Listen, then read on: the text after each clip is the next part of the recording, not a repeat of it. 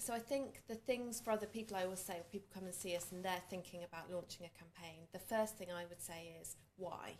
Because they are an extraordinary amount of effort. They take extraordinary resource, and the returns are great, but you need to really be starting it for the right reasons. And the wrong reasons are because X university next door has done one, or because my Vice Chancellor really wants to do one because they think it's a good idea, or it'll be a great way to jumpstart our fundraising.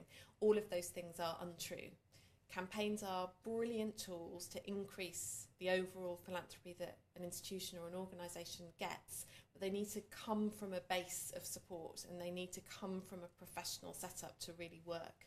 So I think my first question is always why.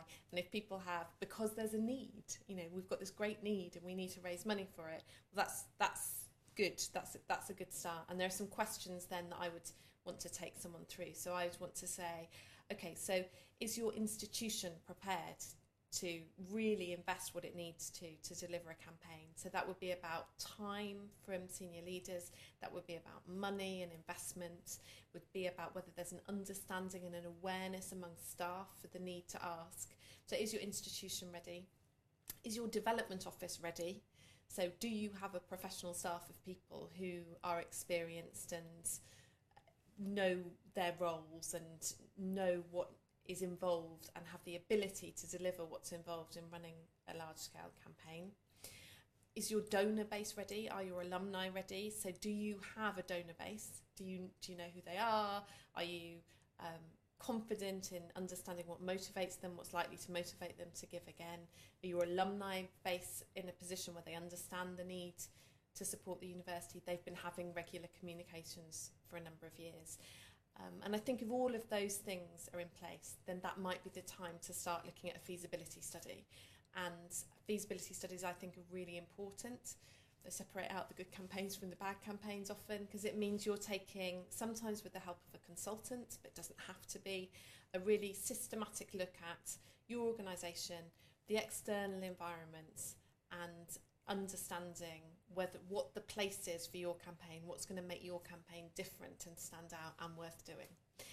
And when you do that, there's no doubt the dividends are worth having. So campaign income doesn't just go up for the course of the campaign and then down after the campaign. What you see in institutions that run several campaigns is that income goes up year on year on year on year outside campaigns. So they are worth doing. They're hugely energising for an institution when they're delivered well. They're incredibly exhausting and empowering for the fundraisers that work on them and for the development staff that are involved.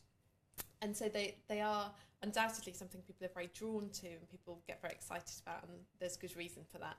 There also, and no one ever talks about this, are hundreds of campaigns across the UK that were launched and never finished. And the results of that on staff, on institutional confidence in fundraising are really, really damaging.